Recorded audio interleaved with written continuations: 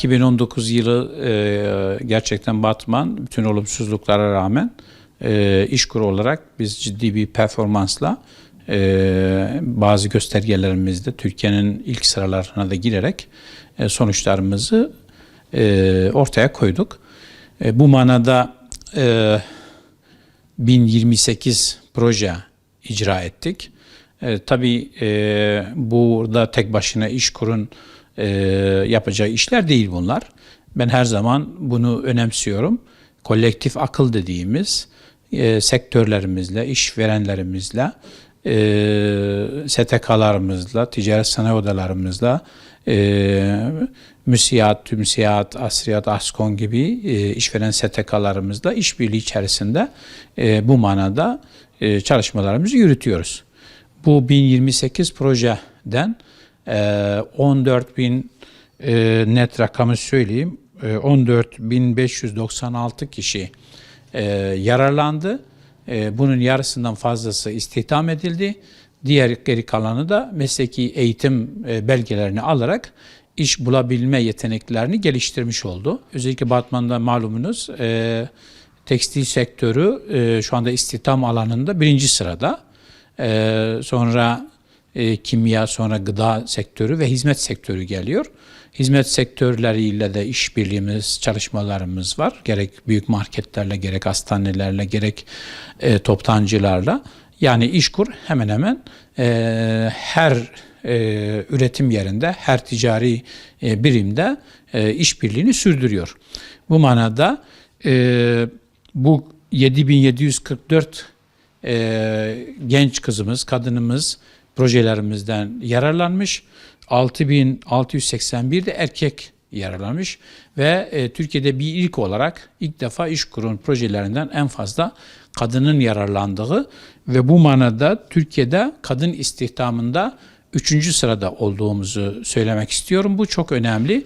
Yani demek ki tabii kadınların rahat çalışabilecekleri özellikle hizmet sektörü ve tekstil sektöründe ciddi manada istihdam söz konusu. Batman şu anda sanayileşmekte, üretimde iyi bir yerde diyebilirim. Tabii İşkur destekleri, 6. bölge teşvikleri bu işin lokomotifini oluşturuyor.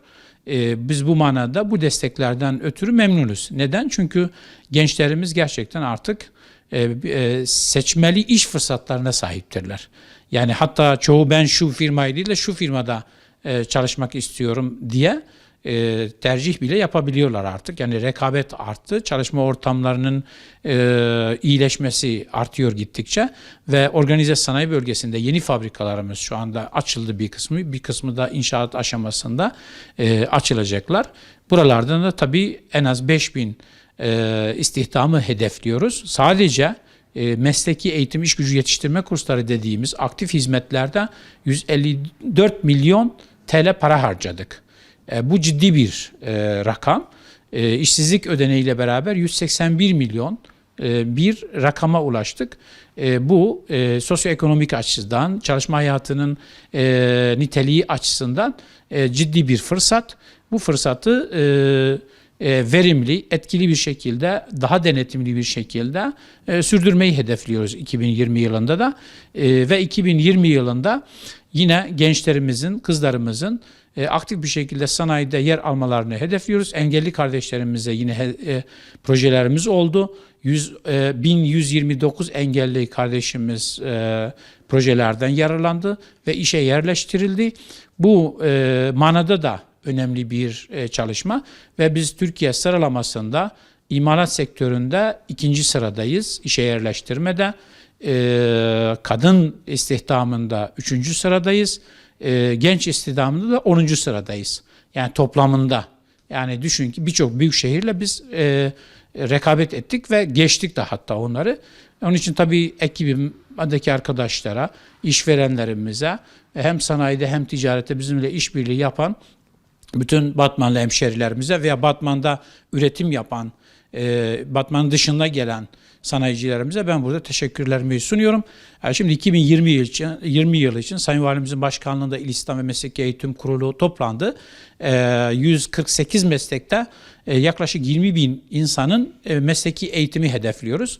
Nitelikli hale getirmek için ve bunun en azından 15 bini tekrar işe yerleştirmeyi hedef olarak seçtik. 2020 yılının eylem planını şu anda uygulamaya başladık.